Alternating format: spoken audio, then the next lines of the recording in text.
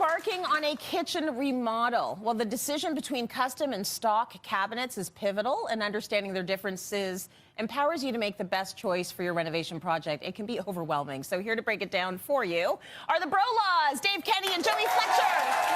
Hi, Brolaws. Always with a little dance. For those who don't know, can you start just by explaining the difference between custom and stock?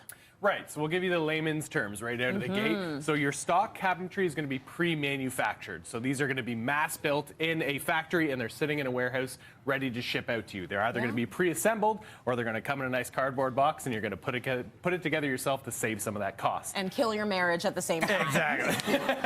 Where it's really difficult. A custom kitchen is going to be made for your specific space. So you're going to get a designer in, they're going to put together that design of your kitchen, and then it's going to be made for your project.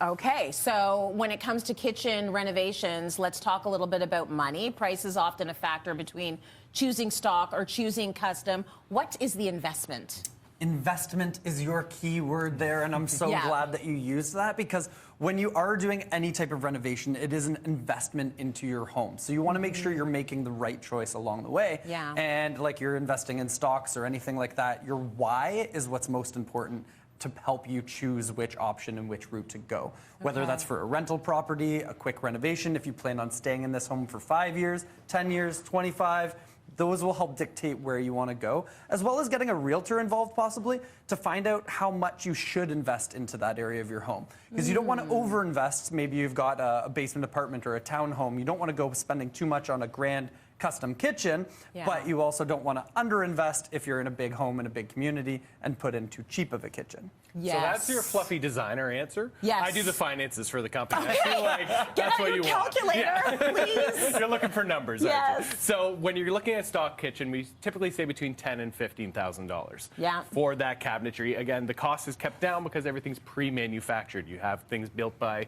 factories instead of by custom woodworkers in a shop. So that's going to affect that cost. Where now you're going to compare that into custom kitchens, you're looking anywhere between $35,000 and $45,000 for those same cabinets, much different cabinets that are manufactured for your project, and you're going to go down that line if you have maybe some unique needs for your kitchen and you're looking more long term.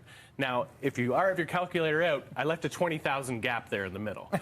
There is something that can fill in between, and there's lots of things that can fill in between. But for example, Woodcrest Kitchens, which is specific to home hardware, you can get in there and you can work with them to fit your budget as it goes in between with a ton of different options, because you have so many options when it comes to kitchens, right? So working with them, and you're still going to have that lifetime warranty in there as well. So I'm thinking that if there's this price differential, there's probably a quality differential as well. So let's talk a little bit about the quality situation with stock versus custom. Yeah, so we're using different materials like Joey mentioned. So with stock cabinetry, you'll often find that the doors or drawer fronts are thermofoil wrapped. So it's an MDF material, kind of like a vinyl cling wrap that gets wrapped around it. But over time, you can kind of see that sometimes that starts to peel back, especially if it's in a humid area or something like that, that vinyl can start to peel off. Where these, like Woodcrest Kitchen Cabinet Company, they've got like a nice painted MDF. So you've got like a hard lacquer finish on that. That's going to be a little bit more durable, as well as some different real wood options as well. You can see that right over here. This is a custom built box that's actually going in at one of our projects. It got delivered yesterday, and we snagged it and brought it down here. Thank you. So you can see with the box itself, we call that the carcass in the industry. It's a bit dark, but it is what it is. You can see how it's fastened together. It's well built. It's tons of screws. It's a solid box. And then you can see a lot of the difference in these drawer boxes. Solid maple wood. You have dovetail joinery on all of the corners. So this is a solidly built quality unit that's going to be going into this custom kitchen. Where the stock one here has metal parts, it's a little bit more open on the side. It's easy to be mass manufactured. A robot can kind of dial in all of these pieces, and then you're going to screw them all together and assemble them. One thing that is necessary, whether it's stock or custom, is soft close hinges. It's a must. It's a must. No slamming anymore. It's just the most beautiful thing. You just said my trigger word as well. You said robot. I'm like, I don't want it if a robot did. Right? I just feel like the robots are taking over, right? Maybe I want a real human to make my cabinets, not the robot. Okay, let's talk about a little bit of both. Can you make a stock cabinetry, sort of get it installed custom so that you have the best of both worlds. Yeah, so you can do a bit of both. You can either make it a little more custom by just adding some nicer details to it to be able to make it look a little nicer, whether that's hardware and stuff like that.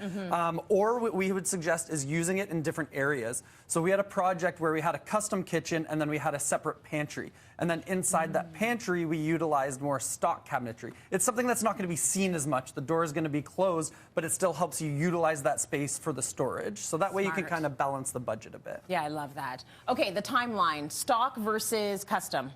Yeah, you're going to have a wide range there. So when you're talking about stock, it should be readily available because, again, these are pre-manufactured. They're already ready in a box, ready for you to assemble. So you're going to save a lot on timeline. So if your why is a quick turnaround for something that's a resale, that's going to be one of your main paths to go. Okay. Yeah, where custom, you're looking at probably more 4 to 6 weeks wait. Yeah. But you're also having to work with a contractor's timeline too, right? Because it's not just you putting them in. Where with the stock, if you're DIYing it, you can go grab it, do it all yourself, right? Right. So you've got definitely a more bigger timeline with custom, but it gives you more time to be able to plan out what you want to do, and you just gotta schedule for that. Totally. Okay, let's talk design options. What are some of the unique options that you have when you're going with custom? Because I imagine, like, the sky's the limit. Exactly. That's where custom really excels, is that design feature. And don't underestimate having a designer involved. We've got Colin and Justin here today. And when it comes to the kitchen, having a designer can help in volumes. All the different accessories, the flow of traffic through a kitchen, whether or not you could take down walls to make room for more cabinetry. So there's so many options when it comes to custom, and that's where it really shines, is in the design. Especially with the appliances. So with custom, you can cover over your fridge door or your dishwasher door with cabinetry. So it all just clean across there. But one of my favorite things is built-in appliances, like a built-in coffee barista maker. So on this project, we put that in. It had a direct water feed line so that you didn't have to fill a tank or anything. And you just had, like, at the touch of a fingerprint, coffee, espresso, lattes.